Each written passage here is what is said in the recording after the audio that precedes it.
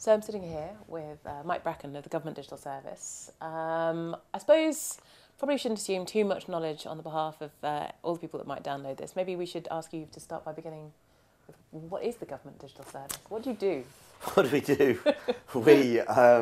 We are the digital centre of government, and our role is to really redefine and deliver public services for the digital age. We came about because of a report written between Martha Lane Fox, the digital champion, and Francis Moore, the Minister of the Cabinet Office. I work in GDS, is part of the Cabinet Office. And that report said four things, which was, firstly, create a digital centre for government. We hadn't had one of those before. That's GDS. Fixed publishing, which is GovUK. Fixed transactions, is what we're up to at the moment. And then take the whole lot wholesale, which is get it out. So GDS was the organisation that we based in the centre of Cabinet Office and that works right across government. And its remit's quite clear, but of course there's an awful lot of work to do, so we touch large parts of government. And it's fair to say, isn't it, that before GDS existed, the digital provision was quite decentralised and quite diverse, wasn't it? Yeah, I mean, we have a federated system of government, and there is an inherent problem with sort of a centralised and unified digital service. And I suspect, because I don't know, that the idea had come about and come of its time really as a result of 15 years of a lot of investment, but not with great outcomes in a sort of different federated model. Yeah, yeah. So that was one of the challenges you faced from the beginning. One of, yeah. And from the very start, we faced a fundamental problem, which is the sovereignty of government. The sovereignty of government departments. And the law of large organisations, which says, the bigger the organisation, the more the internal logic dominates and the not done like that round here culture dominates. And you're flying in the face of that, and there's some very big beasts in Whitehall indeed. So consequently, we have powers, we have hard powers, but we've also had to do a lot of work to educate and cajole and influence and also deliver with departments. It's paying off, but it's been quite an interesting cultural change, and also for everyone concerned, I think. Yeah, I won't ask you to name and shame the ones that have struggled with it the most, but maybe I'll ask you to. Could you tell me any of the ones that have embraced the digital agenda most easily and willingly, do you think? A lot of it comes down to individuals, actually, and leadership. Leadership is critical. Yeah. It's not fair to pick a department because some of them are so big that they have many different areas within them. So, Lynn Homer and the HMRC, and indeed, HMRC and our tax system had crossed that Rubicon some time ago of having third-party intermediaries with a digital front end and using the sort of financial services like Sage and so on. So, however clunky you may think it was, they'd already taken that decision to be have a digital service, so that they should be singled out. And then there are parts of agencies of government. In Ministry of Justice now have a 70-strong digital centre, and the Office of the Public Guardian, it's part of lasting powers of attorney. They're probably up in Birmingham. I'd point at them as someone who's really embraced that change and changed their business.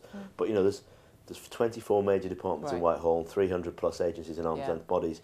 I could be here all day picking out the ones that have done well. There are really Companies House, Tim Moss and those guys. DVLA are coming on strong, and some of the bigger departments now. There's an alignment, sometimes with some new people there to really reform. And there are some big parts of government which, still are actually getting their acting gear, and that's where we are. You mentioned, obviously, that one of the stages you're at the moment is the focus on transactions. Yeah. Most people obviously will have heard of the phrase digital by default, and I know you regularly speak about this. How big a challenge is it to ensure that people undertake, all these transactions that one can do online, that they are undertaken online?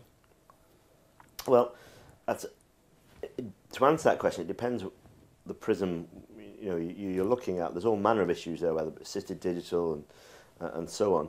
I think the biggest challenge is actually one of self-identity of government and how government works.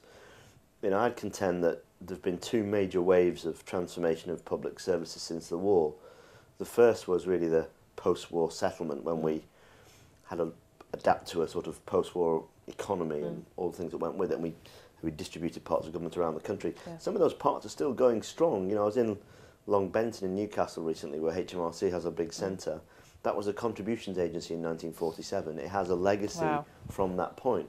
And then in the sort of early 70s or late 60s, early 70s, the white heater technology, there was a sense of the mechanisation of some of those services. So the part automation of still clerical processing plants. We're now at a sort of third sort of generational step, which is the digitisation of those services. And the really big change inside the system is to get about government to think of itself digitally by default. Because I think end users are getting to that place on their own. We all have a digital life, or most of us do, and the demand is out there. It's the supply side where the big change has gone, because people still think automatically of government as a machine for organising paper-based services, and that's just not the case anymore. Yeah, that's very interesting. So, I mean, I suppose that leads on to the next question, which is how would you therefore measure success? I mean, obviously OII, we do a lot of work on, digitally excluded citizens. But maybe more interesting for those that are digitally included. Yeah. Do you look at things like sort of levels of failed transactions, for example, or so tell me what metrics you use? Well, okay, I'll answer that in stages. Firstly, we use metrics. Yeah. That's a big deal. That's quite a big deal. So if you go today to gov.uk/performance, you'll see the performance platform, and you'll see all the transactional data on all our transactions. We have just over 700 of them in government, and you'll see data on how many transactions there were and how much they cost per unit transaction and what investment we put in. And in some of them, so for if you click on services when you're there, you'll see some of the first services we now have real live data. So right now I could tell you how many people are booking a driving test or buying a car license. And we've published the failure rates and so on. That in and of itself has been a radical shift for government. Yeah. Because one of government's problems is what I think John Seddon called failure waste. The idea that the hidden failure of dealing with government is actually one of the biggest costs of government, and that's the digital opportunity for government. Yeah. In 9-10, for instance, the last year we have full figures for central government. We had 693 million calls to our contact centres, central government centres. That excludes health and PCTs. Wow. My goodness. Now, the majority of those are benefits and for tax. 693 million calls. Yeah. Now, here's the killer. Of those, 150 million were classed as avoidable. Okay. And that's usually because of a failed or incomplete transaction. People couldn't either get the information they wanted digitally or they couldn't transact digitally. Now, the real killer is that for each one of those calls, it took on average 5 subsequent calls to resolve the first issue. Now, all of that is just wasted time and effort because you couldn't do the thing you wanted to do online in the first place. So if we solve that problem, and by the way, each call is £6.28 fully loaded, so there's 1.4 billion before you've started. If you solve that problem at source with a digital transaction that just works for pretty much everyone, and your failure waste comes out of the system, then the efficiency cost for government's great, and that's terrific. But actually the human cost of all this time that people don't have to spend chasing bits of paper around a system they don't understand, or time on the phone is huge, and there's a huge economic value to that. Yeah. Obviously, you mentioned before that you're part of you're located within the Cabinet Office. You're part of the Efficiency and Reform Group. I mean, given what you've just said, what I've asked you to focus on, maybe this is unfair. It would sound as if this is really just driven by a need to save money, but. Well, it's not. Look, the Efficiency and Reform Group is quite a wide-ranging piece of. We are where we should be. We're right in that group. I mean, we put reform first, and our view is that if you do the right thing and reform services, the money will flow in quite eye-watering amounts. But the issue that, and this is something that is in every industry I've worked in, 5 industries, when you encountering digital transformation programs. If your guiding principle is to chase the money, it usually drives the wrong decision set. Well-meaning, but actually you make the wrong decisions. You end up usually with a sort of a slightly faster or slightly cheaper version of the thing that you've already got. But transformation is all about actually recasting the whole experience for everyone, and actually has a different both transaction value and also economic value. And it's hard to predict what that will be. You can find out what money you'll take out in terms of failure waste. But it's very hard to predict the economic value that the new utility that data has and the new services that you're providing will have, particularly when you open them up, as we are starting to do via APIs, to third parties, who will use them in interesting and imaginative ways that government will never even think about. So to predict the economic value of that is very, very difficult. And there are smarter brains than me in terms of ODI and other people who are trying to do that right now. So chasing them, getting the money in, getting the efficiency in for government is vital. That's why we're part of BRG. But choosing to do the reforms first and looking at the user needs will drive those efficiencies, not the other way around. Last question for me. I think the BBC started a rumour that GDS actually stood for the Geeks digital service. It's quite a nice joke. Obviously, here at the OII, we specialise in Geeks to some degree.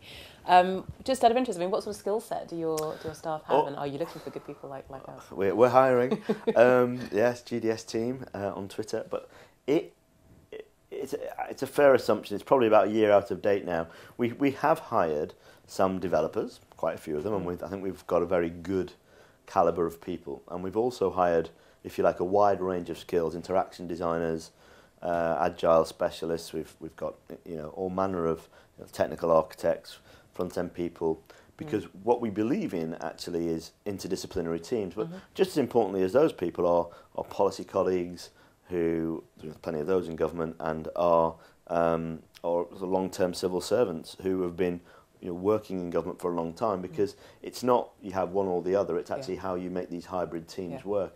And that's the interesting thing for GDS, is for the first time I would, maybe I'm listening to our own PR, but I would hope many of the people who work in GDS, about half of them are long-term civil servants, the average age is 38, are finding the new experience of dealing with this generation and these new skills a refreshing and challenging part of their career, and rather than a sort of just another thing to do. And so the Geeks thing is, I accept it, but it's not fully right. What we do though try and do is instill a culture of fun and enjoyment and a high hard work ethic, and I think we've pulled that off reasonably well. That's spectacular. And actually, I do our students in Injustice. I mean, although they are all very technically skilled, we bring them in basically to give them a really sort of strong emphasis on social science teaching and policy analysis. So it sounds a lot like the OII. But anyway, Mike, thank you so much for talking to me today. Thanks very much. Cheers.